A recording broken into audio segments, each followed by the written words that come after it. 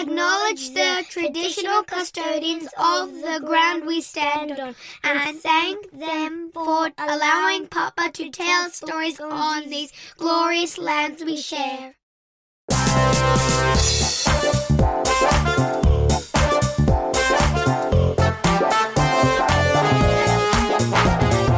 Our guest on this episode of 3 Food Memories is in the business of taking the old and making it new again. Widely regarded as the fermentation king, he uses the power of fermentation to educate and inspire a new generation of chefs and foodies alike.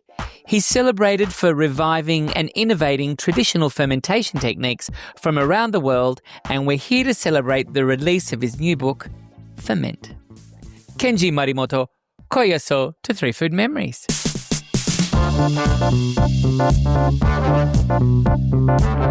Thank you so much for having me. This is incredibly exciting. You started fermenting and pickling in childhood. Who was the first person to teach you to put it under moisture? It's a funny thing. I would say I was never really taught to do these things. I think, coming, for a lot of families, a lot of immigrant families, right? Food is at the center and core of everything that we do, from community to, literally nourishing ourselves. I think no one really pickled. I think with my grandparents, we could buy really great Japanese pickles at wonderful Korean or Japanese grocery stores in Chicago. So, I think they found it kind of bizarre that I wanted to start making this thing that was, very cheap to buy and also very good. So I just started doing it, playing around in the kitchen. I kind of grew up in the age of wizards and witches and, that magical element of life. And for me, pickling was magical. You do something and suddenly, in my mind as a child, magic appears if you create the right environment for something. So no one per se actually sat down with me and told me what to do. Luckily, we had a lot of cookbooks at home that I used. I had my grandparents to taste test things. But a lot of the memories of kind of fermentation and pickling were, very apparent to me as a child. For example, my grandfather, he made an adaptation of a Japanese tsukemono. He adapted a traditional thing to new ingredients that he had access to after the war in Chicago. So, and my parents would tell me stories of that. I didn't really grow up with my grandfather making that as much, but, those stories are very apparent of, how to preserve something, how do we adapt recipes based on access and locality. So I think it was a combination of me just being a precocious and, dare I say, weird child wanting to pickle things, but also just being in that environment where a lot of those rules and instinctual elements of what cooking is and what cooking can be, which is, dare I say, very true for fermentation, those values and those lessons were very, very strong as a kid. Dare I ask, did you want to pickle a sibling? I think my sister would have hated that. My older sister I unfortunately think she had to eat a lot of the food I made. I still recall, I remember I was maybe 6 or 7. I made a full meal just using the microwave and pears and cinnamon. So probably not great things that my parents nor my sister would want to eat, but I had a very patient and understanding family. What's so good about the process of fermentation? I think there's a lot to be said. And as you can expect, I could probably wax poetic about this or wax lyrical for a while on this. But I think there's a lot of things with fermentation. I think, as we all know, we live in this age where, there's so much more knowledge around the gut-mind connection, right? I think there's a lot of buzzwords around, gut microbiome, probiotics, prebiotics. I generally don't like to comment on the health elements just because I'm not a health practitioner, but I think we can't not acknowledge that, it is becoming incredibly trendy and a lot of people are aware of, what fermentation can do for one's gut, right? But for me, the reason why, fermentation has always interested me is really through the discovery of flavor and the discovery of stories. And I think for me, that's what I've always really cared most about because I think, food is inherent to storytelling. Food is inherent to, again, not just storytelling, but capturing, dare I say, inflection points within an immigrant or within a family story. How do we recreate these flavors? And again, whenever I meet someone new, I always, probably similar to you, I talk about their earliest food memories. And yes, food is, or their earliest memories, full stop. And yes, food is a common ingredient there, no pun intended. But, I do think that more than that, it's the flavors of fermentation that really can unlock those memories. And what I mean by that are, those funky pickles, those really sour things, those savory elements and weird things that as children we may have hated, but as adults we kind of grew to love. But then also the stories that are attached to that, right? Kind of, jars gathering dust in grandparents' pantries, or weird things that are only taken out for special events or certain recipes, be it, a kosher dill pickle to fermented black beans, to miso, to soy sauce, to sauerkraut. And what I so love about that is that, yes, eating is obviously universal, but I think, fermentation is inherent to human survival, right? Had our ancestors, and I always say this, no matter where we're from, like obviously the two of us are from very different places originally where our families come from, but all of our ancestors had to preserve, had to ferment, had to create things to survive winters or surplus vegetables, or, how do we manipulate something to make the most of it? And without fermentation, without preservation, dare I say, a lot of us wouldn't be here without that ability to survive. And what's so cool nowadays is that, it's not Michelin star chefs necessarily. It's not scientific laboratories. It's actually, dare I say, at-home chefs and at-home cooks who are really driving this renaissance. And again, because of social media, people are now connecting the dots of these diasporic traditions, but in new locations and with new ingredients. So, Kenji, let's look at the principles of pickling and fermentation. They are to preserve. Are we also preserving a culture, a way of life? And I ask you this because I think of all, I guess, from Asian backgrounds that we've had on the show, and there's this beautiful connection to the ancient, to that. Are you also looking at preserving a way of life? Oh, 100%. So I often talk about fermentation through the lens of Buddhism. So I myself am Buddhist. I was raised Buddhist. And, it was actually during the pandemic and through me revisiting and reviewing Buddhism through the lens of fermentation that I was really able to reappreciate, but also really contextualize it. So I think, yes, it's a way of life, right? Because I think, what do the lessons and kind of methods of fermentation teach you about life? Not to be too big picture here, but, it's about trusting the process. It's about, that intent and action when you are, massaging cabbage to make a sauerkraut, when you are literally putting days, months, years into making a miso that you might not be able to appreciate for a long time. Can I ask you, Kenji, is there any teaching or is there any literature in Buddhism that connects to fermentation? I would say indirectly a lot, right? I would say directly, they never say, fermentation equals this. But in my mind, in terms of, I guess it's the belief that, there's life all around us, right? And I think this also kind of touches into Japanese animism, maybe even Shintoism to a certain extent. But again, I'll focus on Buddhism. That I think, it's belief in understanding that there's life all around us and life is always continuing. And I think, case in point, when you make a jar of anything, right? Including if you make sourdough, which I'm sure many people do, the microbes on your hands become part of that product, right? And yes, if you're baking a loaf of bread, yes, those microbes die that were on your hands and part of you. But for example, if you're making a sauerkraut, a kimchi, a miso, those microbes on your hands become part of that. And, in my mind, you are kind of elongating that moment. You're kind of, it's not just a snapshot, but it's also how does that snapshot evolve with time and place, which again is always a reflection of the environment in which you're fermenting.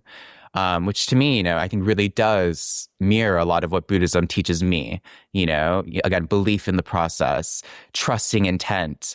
Again, to put it really bluntly, when you put something into a jar, you've tried your best effort. In those moments, you've really been concerted in how you're approaching something. But once it's done, it's done. And you have to believe that it'll work out well. And I think there's something so liberating about that. So speaking of what's done is now done, ferment. It's done. Yes. It's at the bookshops. Yes. How does that feel? Incredible. I mean, I'm sure you've obviously spoken to many cookbook authors in your time, but, writing a cookbook, in my mind, is a very solitary process. Right. And I think to work in modern food, dare I say, when that means, social media and, writing recipes by yourself and creating videos, it's very solitary.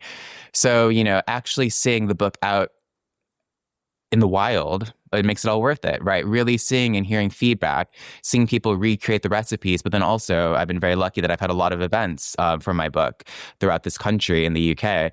And, just talking to people, again, not just that they've made X, Y, or Z recipe. But again, for me, it's the stories that erupt from it, right? It's like, oh, I hadn't thought about that recipe since, my grandparent died, or wow, I haven't thought about doing this since I've, immigrated to this country. And, the world is a big place, but it's increasingly small in a wonderful way in terms of how we connect those dots. And again, the stories that I think really do drive our human existence and our human civilization in this modern age. Well, let's erupt your food memories and open it to the world. And your very first food memory is Ozoni. How do I pronounce this? Ozoni. Japanese, it's a mochi soup. Exactly, yeah. So you said it perfectly fine, ozoni. Yeah, so essentially ozoni is a very traditional Japanese dish that's consumed on New Year's Day, so January 1st. We follow the Gregorian calendar. Every part of Japan has its own version in terms of, is the broth fish-based or miso-based or soy sauce-based. It's quite a simple soup, but what's special about it is that you have mochi with it. It's something that we would make religiously every single New Year's Day for my entire family. My grandparents would originally be the ones to make it. Then my parents, now my generation makes it.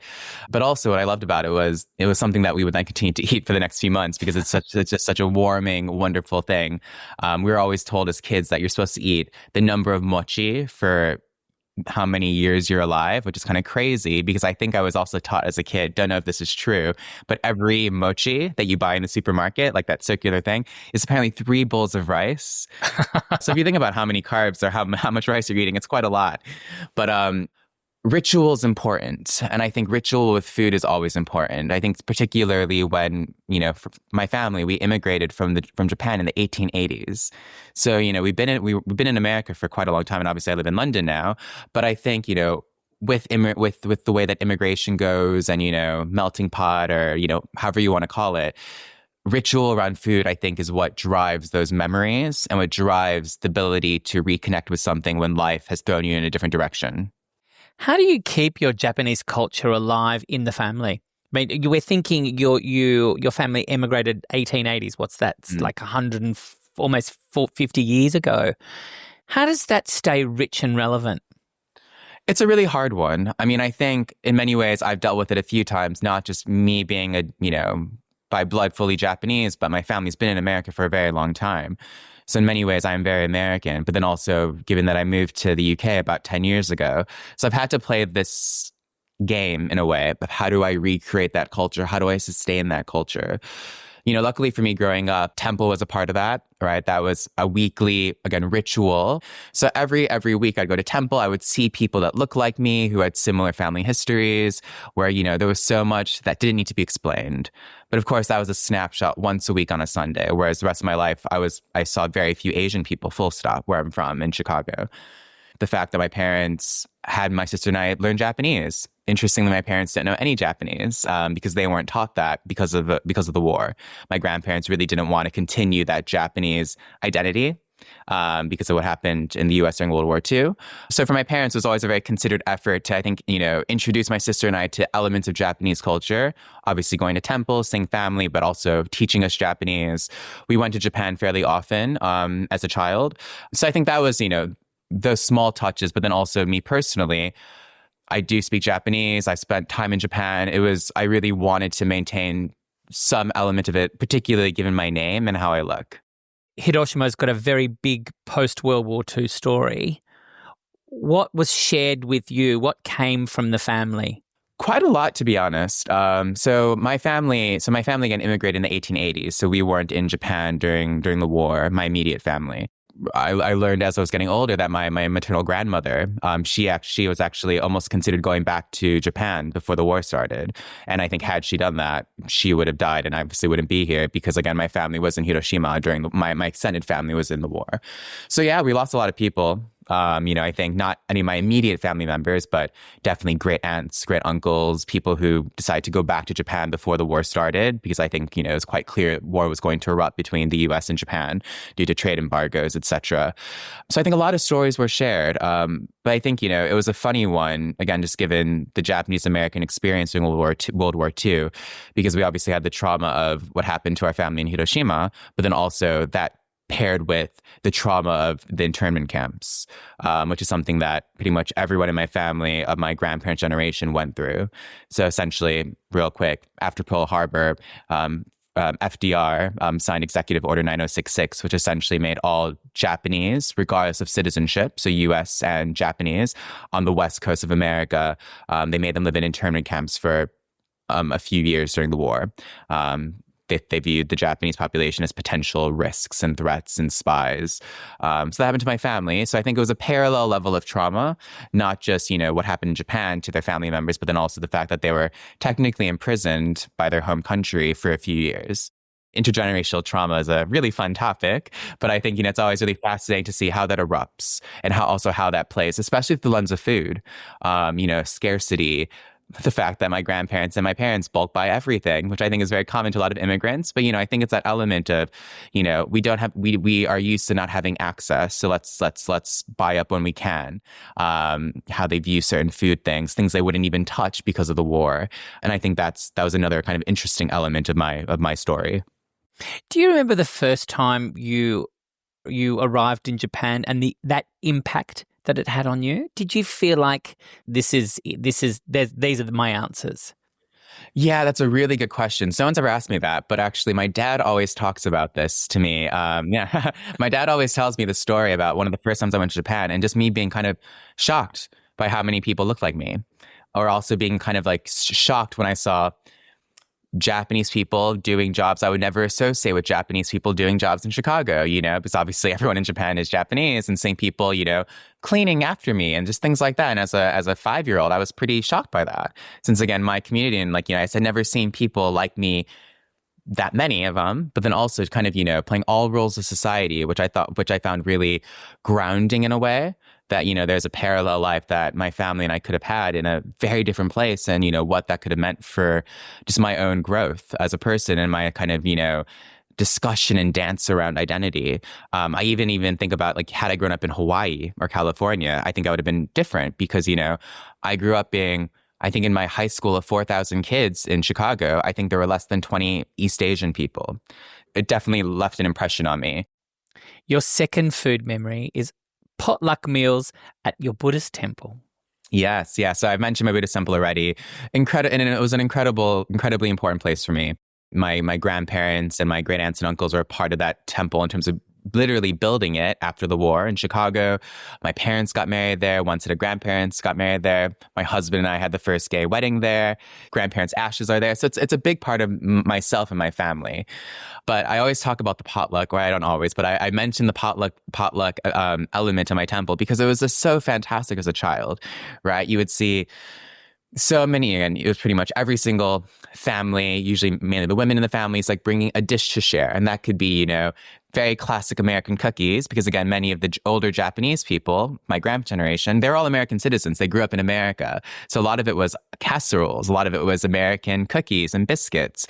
A lot of pickled vegetables, fried chicken. Maybe someone got sushi from a takeaway. And what I loved about that was, again, obviously the variety, just seeing how people cook, how people present things.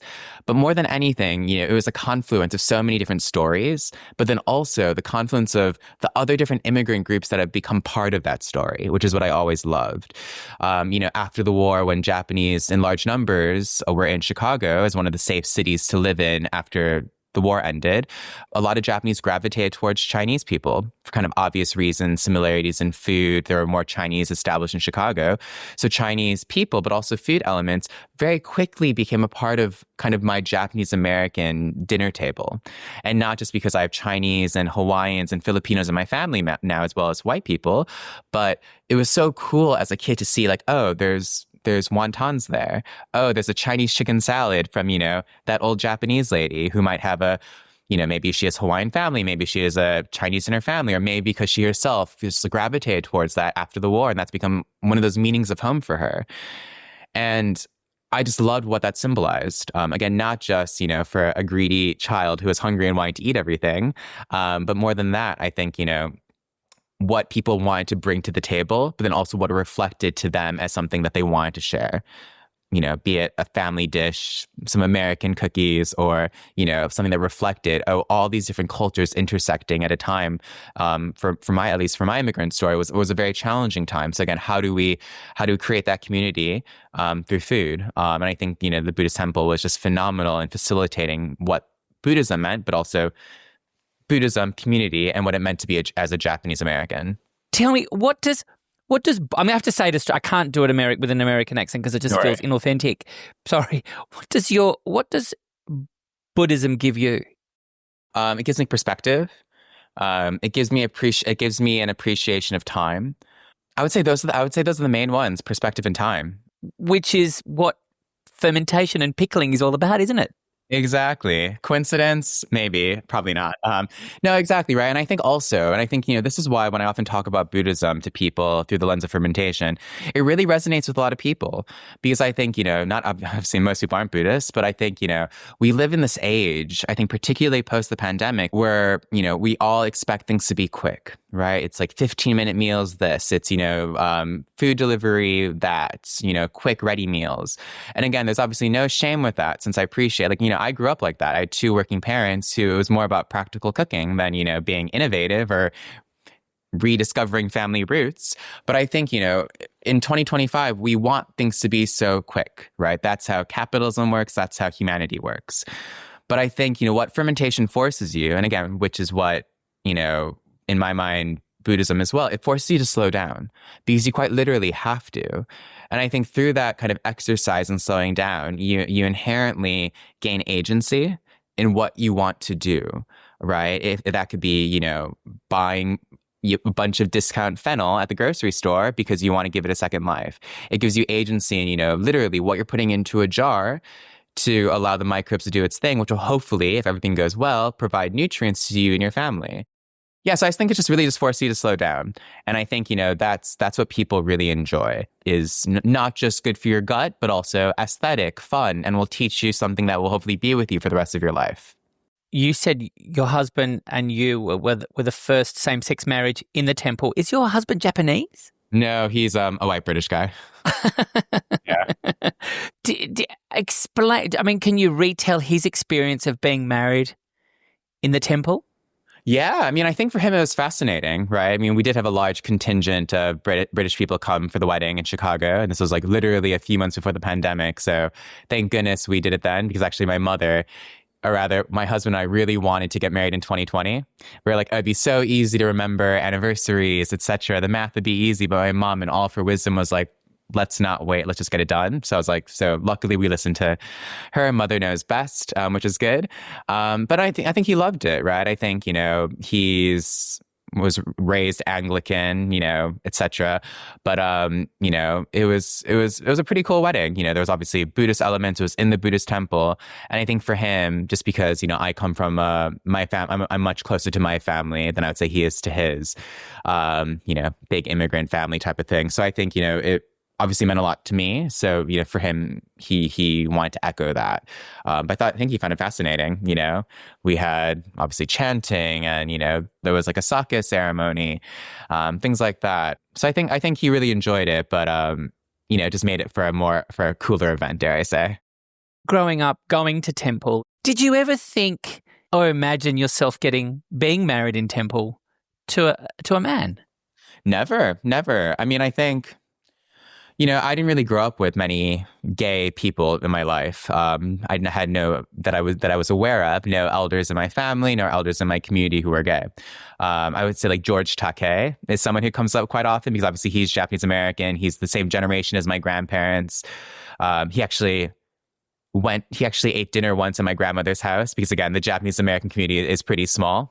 So, a lot of connections. But yeah, I didn't really grow up with that. And I think this is a very probably classic thing that I think a lot of gay youth will say. Obviously, things are changing quickly at times, slowly at other times. But, I never, I feel like, when you are, I was raised in the 90s, I feel like you always have a specific view of how life should be, right? Even if you come from a very progressive family, which I do, in a very liberal bubble, which I do. But, when you don't have those examples and when you don't have, gay people in your life living normal lives, it's really hard to envision yourself in a future that makes sense to you. It's not even, the whole nuclear family, white picket fence image that, is given to us. But I think, what life can even look like, full stop. So I never expected that to happen. Not because there'd be animosity towards it, but just because I just could never envision a real life like that, since I didn't have any core real examples in my day-to-day showing what a healthy, normal, full stop, life could look like. So yeah, so I think, full stop, I think like I never really envisioned that happening. But it was obviously for that reason even more wonderful that it could happen. And again, obviously there's no pushback. I came from a very supportive family when I came out to them. I think growing up, particularly when you are queer or when you are othered or when you have all these different identities, there's always going to be dissonance as to what is and what can be. But I think that's completely fine. Even when you come out to someone and it takes time for a family member or a friend to take some time to get used to it, I don't have any issue with that, since, for myself, it took a while to come out to myself. So I think it's just the natural progression of what life is. We've had a couple of guests on Three Food Memories who have come out, and it's challenged their relationship with their religion, with their belief system. Did you find yourself challenged? Yeah, not at all. I mean, I would say in many ways, I would say I'm not a great Buddhist and that I don't know all the doctrines so well, etc. I'm much more cultural with it. But, I would say with my type of Buddhism, it was never, number one, sexuality it's not really talked about. So therefore, there's not really a stance on it, which I think is actually a blessing. It was just never an issue. Luckily in my experience, I know it's not, indicative of probably a lot of other people who are even Buddhists and their experiences coming out to their families. But I would say with my type of Buddhism and with my community, it was never a challenge. I think the only challenge was, again, connecting those dots of, not having those examples beyond kind of that golden star of George Takei for the Japanese American community, who's obviously very openly gay, which I do think made a difference for kind of younger Japanese Americans to come out, because, hey, it's like, hey, grandparents, there's someone of your generation who's very openly gay and is doing well for himself. So life will be okay. Back to the book, Ferment. Would we find any recipes from your wedding banquet in there? Unfortunately not. No.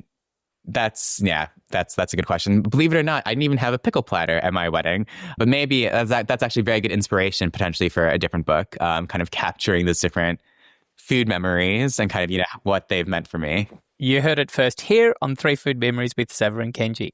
Exactly. Now let's move on to your third food memory. Now I love this, but I'm kind of in a bit of a pickle, literally, with it. Kimchi making in Mumbai.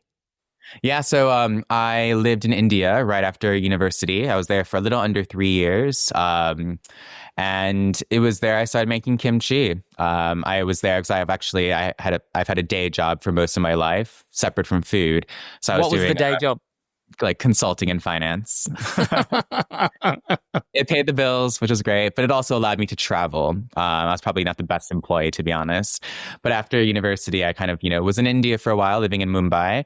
It's a funny story because, most people would never expect India to be the birthplace for me to start really making kimchi, right? A very traditional Korean ferment.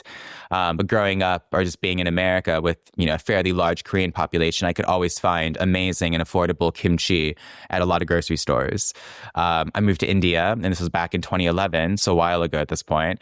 I just couldn't find anything. So one day after I kind of was settled in Mumbai, I decided, you know what? Today it's my day. I'm gonna make kimchi. I could find all the ingredients pretty easily, but the one that I thought was absolutely required, since I hadn't really been exploring fermentation as much, was I was missing gochugaru, which are like the Korean chili flakes that I think we all kind of expect to be the necessary ingredient for kimchi. Little did I know that actually the original kimchi, before kind of old and new world trade happened, didn't even include chili flakes. So that's just a good fun fact for you. But I was kind of going through my flatmate's pantry, found his masala daba. So it's like, his like spice container. I found Kashmiri chili and I was like, you know what? I tasted it. It's not so spicy. It's a bit floral. Let's make it work. And it did. And a few hours later, I had, a few jars of kimchi kind of bubbling away in the Mumbai sun. Because again, things obviously ferment faster when it's hotter. But what I so love about kind of that experience was, a few different things. Number one, I think it really reinforced for me the importance of locality. And, I think, yes, we live in this wonderful age that we can order anything that we want and get it, hashtag globalization. But I think, there's something so wonderful about, okay, great. Here's a traditional process. Here's a recipe I hold dear. But let's think about how I can adapt it based on literally what's at my doorstep. And I think, we often don't do that because we have the ability to buy anything we want. But I think, if we take that step back and think about, how has food always evolved? How has food evolved across time, place, confluence of cultures and people and interaction? It's through those changes that I think, food memories, but also, what is authentic, quote unquote, really does evolve in a really nice way. So I think that was number one. Number two, I think it also really taught me a lot about, again, how environment affects fermentation. Mumbai is generally a bit warmer than London, so things move faster. Again, a reflection of the microbes on the vegetables and also a function of the temperature. And I think those two things, again, just, food is a reflection of time and place and locality and access, is one of my grounding principles as to how I approach food. And kind of that kimchi making experience in Mumbai, whilst kind of a far-fetched inflection point to really inform how I do things, really left that impression on me. And just reminded me that, this is not unique. Meaning, there's countless times where people move for whatever reason, want to recreate something, but don't have access. But then through that innovation and through that creativity, something else cool is created. And I think that's the beauty of food. So now let's work this out. You're a fourth generation Japanese American living in London. Have you ever tried to pickle or reimagine a British dish and pickle it? Yes, really good question. So actually I haven't posted this yet, but a few years ago, and this is why you should always date something. I think I didn't date it, which is bad. I bought up all the leftover mince pies after Christmas, incredibly discounted at a grocery store, and I made miso out of it. So essentially, and it sounds a bit bizarre, but in terms of conceptually, it's very easy. You mash it up, add salt, add rice koji, which again is rice inoculated with a specific fungus. And that's what allows for miso to be created. So I have that going, which my plan is to use that for actually more baked goods. Maybe put that into a custard tart, maybe put that into a mince pie, etc. And what flavor profile does it add to a dish when you put it in? So I haven't tried this miso yet, so TBD. But what I expect for this one to taste like will be, I think it'll be fairly sweet because obviously all the ingredients in the mince pie. But again, what koji ultimately does, which again is that starter culture for making a miso, it breaks down a lot of the, let's say, more complex flavors into more simple building blocks per se. So again, what I expect from this is, a lot of umami. Obviously, it'll be salty because of the salt content, but I think it should be a really sweet and savory kind of umami with a lot of nice fruity notes because of the mince, of course. So that's my expectation. And that's the kind of the funny thing with making misos. Again, if anyone does dive down the rabbit hole of using koji, is that you transform flavor like no other. And oftentimes it's not what you expect as well. And I think that's where the exploration is really fun. Kind of that magical element I spoke about at the beginning. Kenji, now you've chosen as your social cause, it's a very holistic one. There's lots of humanity in this, but you've chosen building and maintaining community and memory through the lens of food and fermentation. And I want to take it a step further, preservation. Why is this so important to you? In today's modern age, it's so easy to jump into trends. It's so easy, again, as I said, the expectations of things should be quick, immediate. And again, as I keep saying, fermentation forces you to slow down. And I think through that forcing yourself to slow down, you inevitably reflect, right, as to what you're learning, as to what you're doing, as to what you're creating. That could be for so many reasons, gut health, for the pursuit of flavor, if you're a chef. But I think for me, it's those stories and those memories that I think need to be brought to the front. Not just as a way to honor, right? The often, shared, through word from grandmother to parent to child to grandchild, kind of those oral traditions of what food and fermentation are. But I think literally through that process of obviously handing those experiences down, but then creating something that, again, every generation has. And then again, your hands, your microbes are being a part of that. There's something so innately human about that. And so I think unique to, even within the food world and the many different elements of what food can be, when you realize that, again, your microbes are part of what you're creating, echoed by the stories and methods passed down to you, that's pretty incredible if you think about it as to what it means, like just as us as a human race and what we're creating, which again is so old in many ways, right? As to what we're doing. These are not new techniques. We have an MFK Fisher Serve It Forth tradition here at TFM where our previous guest presents you with a dish. Our previous guest was Blanche Dapouget, and her dish to you, Kenji, is barramundi with soy, ginger and shallots. How do you feel about this dish? That sounds a big question. Is it steamed or is it? She is steaming it. She's absolutely steaming it because Blanche is completely health conscious. Okay. That sounds lovely. That sounds like an incredible meal. I love steamed fish. I assume she's steaming it and then maybe like putting oil on top of it, letting it, all the aromatics come out. But I think also what I love about that type of preparation is it's so simple, right? You're really letting the ingredients and the quality shine. So yeah, I would gladly eat that with a bowl of rice and some pickles. I would pair it with two different kind of Asian adjacent pickles. One is on page 116, which are my crunchy soy sauce cucumbers, which actually ties really nicely to the pickles that were brought to my Buddhist temple potlucks. Some of my earliest memories of this pickle are from those potlucks. It's a really simple pickle. You make a sweet, savory brine using soy sauce. I'm a big fan of apple cider vinegar, some sugar, mirin, a few aromatics like ginger, chili, and you just brine, salted cucumbers, and they become a bit prunish. They absorb all the flavor and are perfect with a bowl of rice and some steamed fish. And the other one that I would serve would be my kombucha pickled carrot and daikon. So a play on kind of, the ubiquitous pickles you might see with banh mi, or that you might see with a lot of Southeast Asian cuisine, kind of the shredded carrots and daikon. However, my twist here is using kombucha instead of vinegar. Now, what would you like to pass on to our next guest, Kenji? Okay, what I'm going to pass to the next guest are my kimchi bhajis with a coriander, miso, and mint chutney.